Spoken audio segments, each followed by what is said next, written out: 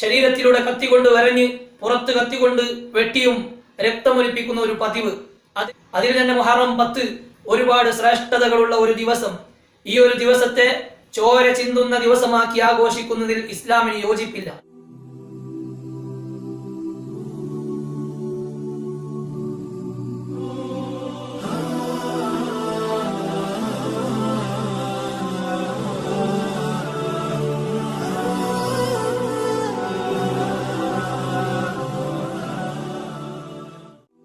അസ്സലാമു അലൈക്കും വറഹ്മത്തുള്ളാഹി വബറകാതുഹു.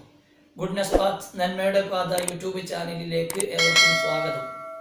മുഹറം 10 അഥവാ ഒരുപാട് അത്ഭുത സംഭവങ്ങൾ ചരിത്രത്തിൽ ഉല്ലേഖനം ചെയ്തു വെച്ച ദിവസം. അതിൽ വളരെ പ്രധാനപ്പെട്ടതും മുസ്ലിം സമൂഹത്തെ വളരെയേറെ വിഷമത്തിലാക്കിയ ഒരു സംഭവമാണ് കർബല യുദ്ധം. കർബല യുദ്ധം, അവിടെ ആ കർബലയെ കുറിച്ച് ഹബീബുന റസൂലുള്ളാഹി സ്വല്ലല്ലാഹു അലൈഹി വസല്ലമ തങ്ങൾ അവിടുത്തെ സ്വഹാബത്തിന് നേരത്തെ തന്നെ സൂചന കൊടുത്തിരുന്നു. ഒരിക്കൽ റസൂലുള്ളാഹി സ്വല്ലല്ലാഹു അലൈഹി വസല്ലമ തങ്ങൾ ഉമ്മു സലമ റളിയല്ലാഹു അൻഹായുടെ വീട്ടിലാണ്. ആ സമയത്താണ് മഴയുടെ മലക്ക് മീകായിൽ അലൈഹി സ്വലാത്തു വസ്സലാം അവിടെ വരുന്നത്. അങ്ങനെ റസൂലുള്ളാഹി സ്വല്ലല്ലാഹു അലൈഹി വസല്ലമ തങ്ങളും ഈ മലക്കും തമ്മിൽ കൂടിക്കാഴ്ച നടത്തുകയാണ്. ഈ സമയത്ത് റസൂലുള്ളാഹി സ്വല്ലല്ലാഹു അലൈഹി വസല്ലമ തങ്ങൾ പറഞ്ഞു, ഈ റൂമിലേക്ക് ആരും തന്നെ കടന്നു വരാൻ പാടില്ല. ഉമ്മു സലമ റളിയല്ലാഹു അൻഹ അവരെ ആ വീടിന്റെ വാതിലടക്കാൻ ഏൽപ്പിച്ച് അവിടെ നോക്കുവാൻ വേണ്ടി ഏൽപ്പിച്ചു. അങ്ങനെ ഒരാളും റൂമിലേക്ക് കടക്കാതിരിക്കാൻ നോക്കി ശ്രദ്ധിച്ചു നിൽക്കുന്ന സമയത്ത് റസൂലുള്ളാഹി സ്വല്ലല്ലാഹു അലൈഹി വസല്ലമ തങ്ങളുടെ പൊന്നാര പേരക്കുട്ടി ഹുസൈൻ റളിയല്ലാഹു അൻഹു തങ്ങൾ വാതിലിന്റെ അടിഭാഗത്തിലൂടെ റൂമിലേക്ക് കടന്നു വരികയാണ്. അങ്ങനെ കടന്നു വന്ന് റസൂലുള്ളാഹി സ്വല്ലല്ലാഹു അലൈഹി വസല്ലമ തങ്ങളുടെ ചുമലിലേക്ക് കയറി. നബി തങ്ങൾ സ്വല്ലല്ലാഹു അലൈഹി വസല്ലമ തങ്ങൾ പൊന്നാര പേരക്കുട്ടിയെ എടുത്ത് ചുംബിക്കുകയാണ്. ഇത് കണ്ട മലക്ക് ചോദിച്ചു, അങ്ങേക്ക് ഈ കുട്ടിയോട് ഇത്രയേറെ സ്നേഹമുണ്ടോ എന്ന് ചോദിക്കുമ്പോൾ അവിടുന്ന് മറുപടി പറയുകയാണ്, അതെ, എനിക്ക് അതിയായ ഇഷ്ടമുള്ള കുട്ടികളാണ് ഹസൻ ഹുസൈൻ റളിയല്ലാഹു അൻഹുമ.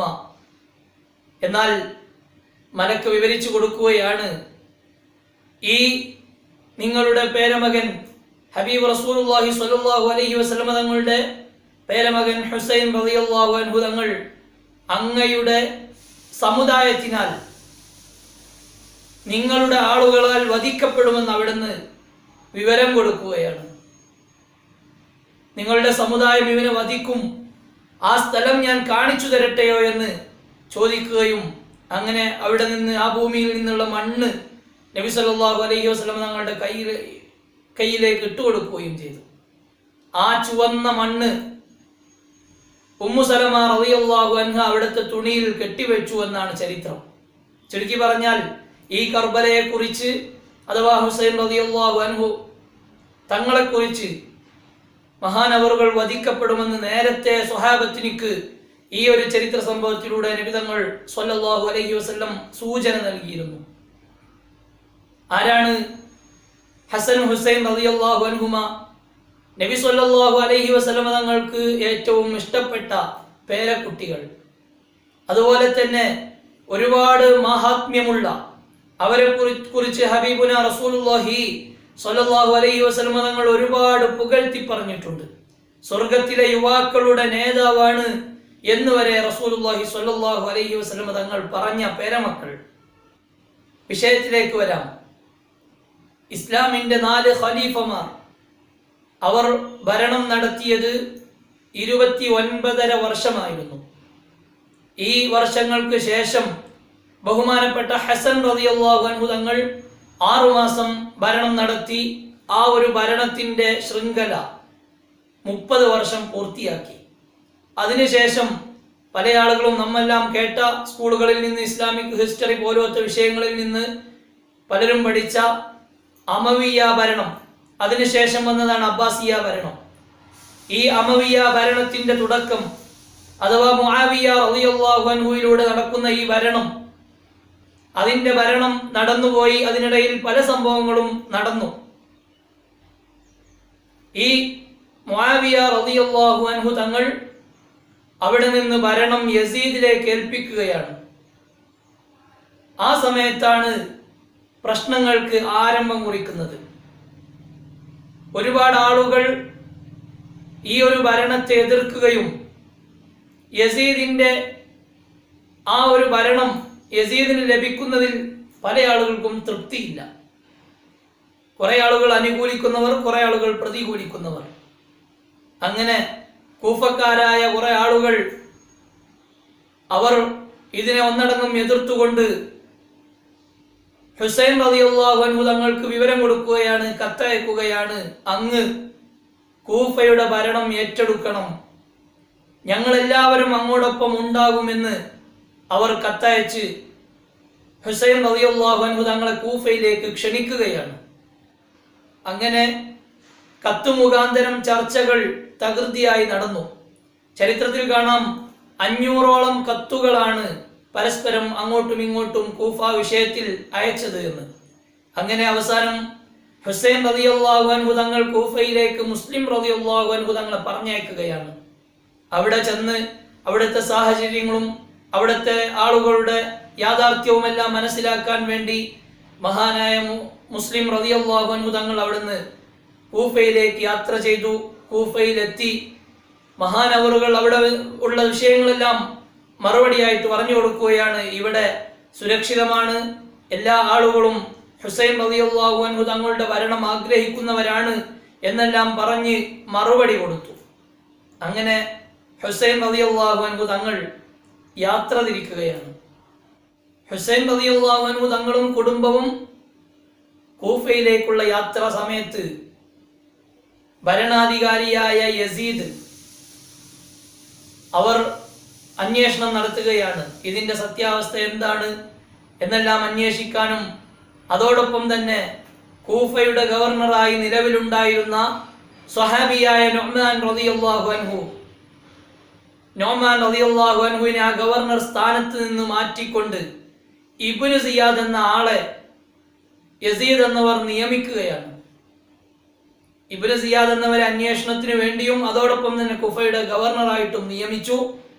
അങ്ങനെ കൂഫയിലേക്കുള്ള യാത്ര ഒരു ഭാഗത്ത്, മറുവശത്ത് ഇബ്നു സിയാദ് കൂഫയിലെത്തിക്കൊണ്ട് അവിടെയുള്ള ആളുകളെല്ലാം ഒരുമിച്ച് കൂട്ടി അവർക്ക് മോഹന വാഗ്ദാനങ്ങൾ നൽകുകയാണ്. അവർക്ക് ഒരുപാട് വാഗ്ദാനങ്ങൾ നൽകിയപ്പോൾ കൂഫക്കാർ ഒന്നടങ്കം മാറി മറിയുകയാണ്. മുസ്ലിം റളിയല്ലാഹു അൻഹു തങ്ങൾ അവിടെയുണ്ട്. ഈ സമയത്താണ് കൂഫയിലുള്ള ജനങ്ങളെല്ലാം അവരുടെ മനസ്സിന് ചാഞ്ചാട്ടം വന്ന് അവരെല്ലാം മനസ്സ് മാറിയിരിക്കുന്നത്. എല്ലാവരും ഇബ്നു സിയാദിന്റെ കൂടെ കൂടിയിരിക്കുകയാണ്. അങ്ങനെ ഈ വിഷയം മുസ്ലിം റളിയല്ലാഹു അൻഹു തങ്ങൾ ഹുസൈൻ റളിയല്ലാഹു അൻഹു തങ്ങളിലേക്ക് നൽകുകയാണ്.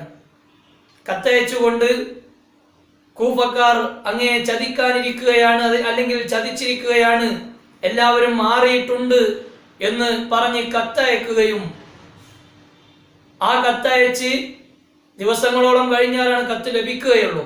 കത്തയച്ച ഉടനെ തന്നെ മുസ്ലിം റളിയല്ലാഹു അൻഹു തങ്ങളെ പിടികൂടുകയും ജയിലിലടക്കുകയും നിഷ്ഠൂരമായി വധിക്കുകയും ചെയ്തു. ഈ സമയത്ത് കൂഫയിലേക്ക് യാത്ര പുറപ്പെട്ട ഹുസൈൻ റളിയല്ലാഹു അൻഹു തങ്ങളെ മഹാന്മാരായ അബ്ദുല്ലാഹി ഇബ്നു ഉമർ, ഇബ്നു അബ്ബാസ് റളിയല്ലാഹു അൻഹുവിനെ പോലത്തെ പല ആളുകളും തടഞ്ഞു വെച്ചു. പല മഹോന്നതരായ സ്വഹാബാക്കളും അങ്ങോട്ട് യാത്ര ചെയ്യരുത്, കൂഫ എന്ന് പറഞ്ഞാൽ അങ്ങയുടെ ഉപ്പ അലി റളിയല്ലാഹു അൻഹുവിനെ വഞ്ചിച്ചവരാണ്. അലി റളിയല്ലാഹു അൻഹു തങ്ങൾ പറഞ്ഞിട്ടുണ്ട്, ഞാൻ കൂഫക്കാരെ വെറുത്തിട്ടുണ്ട്, കൂഫക്കാർ എന്നെയും വെറുത്തിട്ടുണ്ട്, ആ ഒരു കൂഫയിലേക്ക് അങ്ങ് യാത്ര ചെയ്യരുത് എന്ന് സ്വഹാബാക്കളെല്ലാം ഒന്നടങ്കം പറഞ്ഞ് തടുത്തു വെച്ചു. ആ സമയത്ത് അബ്ദുല്ലാഹി ഇബ്നു ഉമർ റളിയല്ലാഹു അൻഹു തങ്ങൾ അവിടെ ഇല്ലായിരുന്നു. ഞാൻ അവിടെ ഉണ്ടായിരുന്നെങ്കിൽ ഞാൻ യാത്രക്ക് അനുവദിക്കുകയില്ലായിരുന്നു എന്ന് പറഞ്ഞുകൊണ്ട് അബ്ദുല്ലാഹി ഇബ്നു ഉമർ റളിയല്ലാഹു അൻഹു ഹുസൈൻ റളിയല്ലാഹു അൻഹു തങ്ങളെ കാണാനായി യാത്ര തുടർന്നു. 3 ദിവസം യാത്ര ചെയ്ത് ആ യാത്രാ സംഘത്തെ കണ്ടുമുട്ടി. അവിടെ വെച്ച് അബ്ദുല്ലാഹി ഇബ്നു ഉമർ റളിയല്ലാഹു അൻഹു തടുത്തു വെച്ചു. അങ്ങോട്ട് അങ്ങ് യാത്ര ചെയ്യരുത്, അവിടെ അപകടം പതിഞ്ഞിരിക്കുന്നുണ്ട് എന്ന് പറഞ്ഞിട്ട് തടഞ്ഞു വെച്ചപ്പോൾ ഹുസൈൻ റളിയല്ലാഹു അൻഹു തങ്ങൾ, ഞാൻ ജനങ്ങളുടെ നന്മയാണ് ഉദ്ദേശിക്കുന്നത്, അപ്പുറത്ത് ഇബ്നു സിയാദിന്റെ ഒരുക്കങ്ങൾ ഒന്നും അറിയാതെ ഇവിടെ ജനങ്ങളുടെ നന്മ കാംക്ഷിച്ചുകൊണ്ട് ഹുസൈൻ റളിയല്ലാഹു അൻഹു തങ്ങൾ യാത്ര തുടരാനുള്ള തീരുമാനത്തിൽ ഉറച്ചു നിന്നു. അബ്ദുല്ലാഹി ഇബ്നു ഉമർ വളരെ സങ്കടത്തോടെ കെട്ടിപ്പിടിച്ചുകൊണ്ട് യാത്ര പറയുകയാണ്. കണ്ണീരൊലിപ്പിച്ച് ഹുസൈൻ റളിയല്ലാഹു അൻഹു തങ്ങളെ യാത്ര അയച്ചു. അങ്ങനെ വീണ്ടും യാത്ര തുടങ്ങുമ്പോഴാണ് നേരത്തെ മുസ്ലിം റളിയല്ലാഹു അൻഹു തങ്ങൾ അയച്ച കത്ത് ലഭിക്കുന്നത്. അങ്ങനെ ഈ കത്ത് ലഭിച്ചപ്പോൾ അവിടെ ചതിക്കപ്പെട്ടിട്ടുണ്ട്, ആളുകളെല്ലാം മനം മാറിയിട്ടുണ്ട് എന്ന് മനസ്സിലായ ഹുസൈൻ റളിയല്ലാഹു അൻഹു തങ്ങൾ യാത്ര തിരിക്കാൻ ഉദ്ദേശിക്കുകയാണ്. പക്ഷേ ആ കൂട്ടത്തിലുണ്ടായിരുന്ന മുസ്ലിം റളിയല്ലാഹു അൻഹു തങ്ങളുടെ മക്കൾ മുസ്ലിം റളിയല്ലാഹു അൻഹു തങ്ങളെ വധിച്ച വിവരം അറിയുകയും ഞങ്ങളുടെ പിതാവിനെ വധിച്ചവരെ നമുക്ക് വെറുതെ വിടരുത് എന്ന് പറഞ്ഞുകൊണ്ട് അവർ യാത്രക്ക് ആക്കം കൂട്ടുകയാണ്. ഹുസൈൻ റളിയല്ലാഹു അൻഹു തങ്ങളോട് നമുക്ക് പോകാം, യാത്ര ചെയ്യാം, കൂഫയിലേക്ക് പോകാം എന്ന് പറഞ്ഞ് കൂഫയിലേക്ക് യാത്ര തിരിക്കുകയാണ്. അതേസമയം മറുവശത്ത് യസീദ് എന്നവർ ഇബ്നു സിയാദിനോട് നിർദ്ദേശം കൊടുക്കുകയാണ്, ഹുസൈൻ റളിയല്ലാഹു അൻഹുവും സംഘവും ഇങ്ങോട്ട് വരുന്നുണ്ട്, അതിനെ തടയാനുള്ള, അതിനെ പ്രതിരോധിക്കാനുള്ള, അവരെ തടുക്കാനുള്ള നിർദ്ദേശം നൽകുകയാണ്. അങ്ങനെ ഇബ്നു സിയാദിന്റെ നേതൃത്വത്തിലുള്ള ഒരു സംഘം യാത്ര തിരിച്ച് ഹുസൈൻ റളിയല്ലാഹു അൻഹു തങ്ങളെ കർബല സ്ഥലത്ത് വെച്ച് തടഞ്ഞു വെക്കുകയാണ്. അങ്ങനെ തടഞ്ഞു വെച്ചു. അതേസമയം തന്നെ യസീദിൽ നിന്നുള്ള ഒരു സംഘവും 1000-ഓളം വരുന്ന ഒരു സംഘവും അവിടെ എത്തി ഹുസൈൻ റളിയല്ലാഹു അൻഹുവിനെ തടുക്കുന്നതിൽ കൂടുകയാണ്. ഏകദേശം 5000-ഓളം വരുന്ന ശത്രുക്കൾ ഹുസൈൻ റളിയല്ലാഹു അൻഹുവിന്റെ മുന്നിലായി നിരന്നു നിൽക്കുകയാണ്. ചെറിയൊരു സംഘം, അതിന്റെ മുന്നിലായി ഒരു വലിയ പട്ടാളം, ഒരു വലിയ സൈന്യം. ആ സമയത്ത് ഹുസൈൻ റളിയല്ലാഹു അൻഹു തങ്ങൾ 3 നിർദ്ദേശങ്ങൾ നൽകുകയാണ്. 3 കാര്യങ്ങൾ, 3 ഉപാധികൾ വെക്കുകയാണ്. 3 സജഷൻ. ആ വന്ന സൈന്യത്തോട് പറഞ്ഞു, എന്നെ നിങ്ങൾ ഒന്നുകിൽ മദീനയിലേക്ക് പറഞ്ഞയക്കണം, തിരിച്ചയക്കണം, അതല്ലെങ്കിൽ ഞാൻ 2 യസീദുമായി ബൈഅത്ത് ചെയ്ത് ഇവിടെ തന്നെ നിന്നോളാം, 3 ഞാൻ അതിർത്തി കാക്കുന്ന സൈന്യത്തിൽ പങ്കുചേർന്നോളാം. പക്ഷേ 3 സജഷനുകളും ചെവി കൊള്ളാതെ ഇബ്നു സിയാദും യസീദും അതിനെ ചെറുത്തു നിൽക്കുകയാണ്. എനിക്ക് നിങ്ങളെ അടിമയാക്കി കിട്ടണം എന്ന ഇബ്നു സിയാദിന്റെ ആഗ്രഹമാണ് ഈ 3 ഉപാധികളും സ്വീകരിക്കാതിരിക്കാനുള്ള പ്രധാന കാരണം. പക്ഷേ ഹുസൈൻ റളിയല്ലാഹു അൻഹു തങ്ങൾ അതിന് കൂട്ടാക്കിയില്ല. അവർക്കെതിരെ പോരാടാൻ ഹുസൈൻ റളിയല്ലാഹു അൻഹുവും സംഘവും തീരുമാനിക്കുകയാണ്. ചെറിയൊരു സംഘത്തെ വലിയ 5000-ഓളം വരുന്ന ഒരു സൈന്യം ഏറ്റുമുട്ടുകയാണ്. ഒരുപാട് ആളുകളെ, ഹുസൈൻ റളിയല്ലാഹു അൻഹു തങ്ങളോടൊപ്പം വന്ന ഒരുപാട് ആളുകളെ ആ കർബല രണാങ്കണത്തിൽ വെച്ച് നിഷ്ഠൂരം വധിക്കുകയാണ്. യുദ്ധത്തിന് ഒരുങ്ങുന്ന സമയത്ത് ഹുസൈൻ റളിയല്ലാഹു അൻഹു തങ്ങൾ അല്ലാഹുവിലേക്ക് കരങ്ങളുയർത്തി പറഞ്ഞു, എല്ലാം നിന്നിലേക്കാണ് ഞാൻ തവക്കുലാക്കുന്നത് എന്ന് പറഞ്ഞുകൊണ്ട് അല്ലാഹുവിനോട് പ്രാർത്ഥന നടത്തി. അങ്ങനെ യുദ്ധം ഘോരമായി, ശക്തമായ യുദ്ധം നടന്നുകൊണ്ടിരിക്കെ ഹുസൈൻ റളിയല്ലാഹു അൻഹു തങ്ങൾ നിഷ്ഠൂരമായി കർബല രണാങ്കണത്തിൽ വധിക്കപ്പെടുകയാണ്. ഹുസൈൻ റളിയല്ലാഹു അൻഹു തങ്ങൾക്ക് വെട്ടും കുത്തുമായിട്ട് 30-ലേറെ, അതല്ലെങ്കിൽ 30-ഓളം വരുന്ന വെട്ടുകളും കുത്തുകളും കൊണ്ടിട്ടുണ്ട് എന്നാണ് ചരിത്രം പഠിപ്പിക്കുന്നത്. ഒരുപാട് ആളുകൾ നിഷ്ഠൂരമായി വധിച്ച് യുദ്ധത്തിനിറങ്ങാത്ത ചില സ്ത്രീകളും അതുപോലെ തന്നെ ചെറിയൊരു കുട്ടിയും മാത്രമാണ് അന്ന് അവശേഷിച്ചത്. നാം മനസ്സിലാക്കേണ്ടത്, ഇത്തരം ജനങ്ങളുടെ നന്മ ഉദ്ദേശിച്ച് ഇറങ്ങി പുറപ്പെട്ട ഹുസൈൻ റളിയല്ലാഹു അൻഹു തങ്ങൾ അവിടെ നിന്ന് ഒരു പ്രശ്നത്തിന് മുതിരണ്ട എന്ന് വിചാരിച്ച് പിറകിലേക്ക്, നാട്ടിലേക്ക് തന്നെ തിരിക്കാൻ ഉദ്ദേശിക്കുമ്പോൾ വളരെ താഴ്ത്തിക്കെട്ടുന്ന രൂപത്തിൽ ഹുസൈൻ റളിയല്ലാഹു അൻഹു തങ്ങളെ അടിമയാക്കണമെന്ന ആഗ്രഹം അപ്പോഴാണ് ഈ ഒരു സംഘർഷത്തിലേക്ക് എത്തുന്നത്. ഇവിടെ വളരെയധികം നാം ശ്രദ്ധിക്കേണ്ട ഒരു വിഷയം, മുഹറം 10 അന്ന് ഷിയാക്കൾ പല സ്ഥലങ്ങളിലും, ഷിയാക്കൾ അധികമുള്ള സ്ഥലങ്ങളിലെല്ലാം ശരീരത്തിലൂടെ കത്തികൊണ്ട് വരഞ്ഞ് പുറത്ത് കത്തികൊണ്ട് വെട്ടിയും രക്തമൊലിപ്പിക്കുന്ന ഒരു പതിവ്, അത് ഇസ്ലാമിനോട് യോജിച്ചതല്ല. പ്രത്യേകമായിട്ട് പറയുകയാണെങ്കിൽ മുഹറം മാസം അത് യുദ്ധം ഹറാമാക്കിയ മാസമാണ്. അതിൽ തന്നെ മുഹറം 10 ഒരുപാട് ശ്രേഷ്ഠതകളുള്ള ഒരു ദിവസം. ഈ ഒരു ദിവസത്തെ ചോര ചിന്തുന്ന ദിവസമാക്കി ആഘോഷിക്കുന്നതിൽ ഇസ്ലാമിന് യോജിപ്പില്ല. ഷിയാക്കളെ കണ്ട് ഇസ്ലാമിനെ വിലയിരുത്തുന്നവരോടാണ് പറയുന്നത്.